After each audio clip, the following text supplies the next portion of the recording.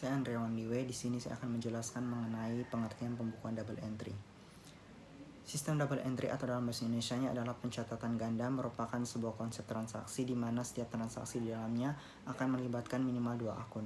Contohnya, bila pada sebuah instansi terjadi transaksi pembelian persediaan atau stok secara tunai, maka dalam transaksi tersebut terjadi 2 pengaruh. Yang pertama, bertambahnya debit persediaan, dan yang kedua, berkurangnya uang kas atau kredit.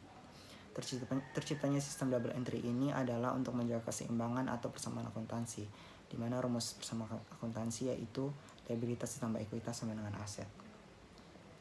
Jika diperhatikan persamaan tersebut dalam contoh kasus di atas, maka biaya transaksi liabilitas akan menimbulkan penurunan ekuitas pemilik perusahaan yang melalui pencairan uang tunai guna untuk membayar transaksi atas pembelian persediaan stok.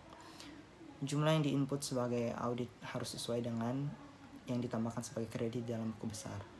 Prinsipnya, metode pencatatan double entry ini sama dengan metode pencatatan debit kredit pada prinsip dasar akuntansi berterima umum.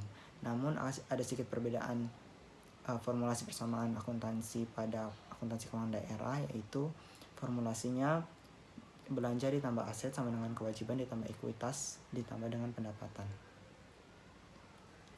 Setiap transaksi pada double entry juga akan dicatat dalam buku besar, akun buku besar neraca atau akun buku besar laporan laba rugi, yang mempunyai kolom dalam pembukuan untuk melakukan double entry debit kredit. Berikut ini adalah pengertian dari entry debit dan entry kredit. Entry debit adalah pencatatan sistem akuntansi ketika terjadi kondisi di mana adanya penambahan aset dan biaya serta penurunan liabilitas dan ekuitas. Dalam akuntansi, akun debit akan berada di kolom kiri. Sedangkan entry kredit adalah sistem pencatatan akuntansi yang terjadi karena adanya tambahan liabilitas atau ekuitas atau adanya penurunan aset dan biaya. Kredit berbanding terbalik dengan debit, di mana posisi kolomnya berada di kanan dalam pembukuan akuntansi. Baik, perkenalkan, nama saya Yovita Putri. Saya akan menjelaskan materi mengenai pencatatan double entry. Yang pertama, aktiva saldo normal debit bertambah di debit berkurang di kredit. Yang kedua, hutang saldo normal kredit bertambah di kredit berkurang di debit. Yang ketiga, ekuitas saldo normal kredit bertambah di kredit berkurang di debit. Yang keempat, pendapatan saldo normal kredit bertambah di kredit berkurang di debit. Yang kelima, beban saldo normal debit bertambah di debit berkurang di kredit. Yang keenam, price saldo normal debit bertambah di debit berkurang di kredit. Yang ketujuh, dividen saldo normal debit bertambah di debit berkurang di kredit. Yang kedelapan, laba saldo normal kredit bertambah di kredit berkurang di debit. Yang kesembilan, rugi saldo normal debit bertambah di debit berkurang di kredit. Yang berikutnya, pengaturan dan praktek standar untuk sistem double entry. Dalam suatu pembukuan keuangan bisnis diwajibkan untuk membuat daftar yang detail yang bisa disebut dengan bagan akun. Pada umumnya, beberapa software akuntansi akan memberikan saran terkait jenis yang mungkin akan dibutuhkan oleh bisnis tersebut. Jika bagan akun ternyata sudah siap, maka bagan akun akan dimanfaatkan sebagai suatu titik referensi pada tiap 2 atau lebih akun yang dipilihnya. Hal tersebut juga akan dimanfaatkan untuk input transaksi di dalam buku besar.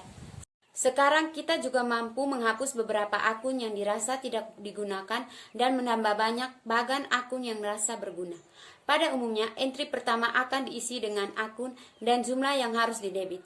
Selanjutnya, kolom berikutnya akan diinput dengan menunjukkan akun serta jumlah yang memang harus dikreditkan.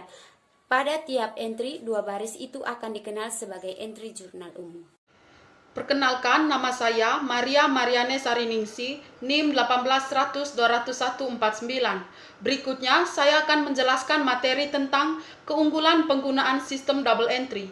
Berikut ini merupakan keunggulan dari penggunaan sistem double entry. Yang pertama, informasi transaksi finansial yang lengkap. Yang kedua, catatan keuangan lebih akurat. Yang ketiga, mengurangi kesalahan. Yang keempat, mendeteksi penipuan. Berikutnya, perbedaan single entry dan double entry.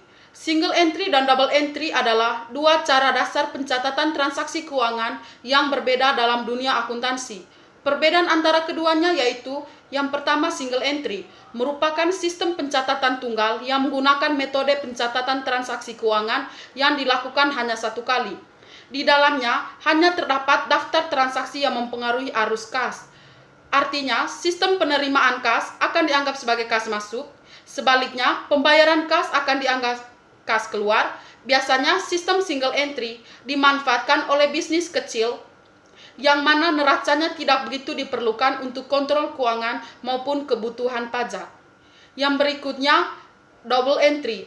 Berbanding terbalik dengan single entry atau pencatatan ganda merupakan metode pencatatan transaksi keuangan yang harus dilakukan 2 kali, yaitu pada sisi debit dan kredit.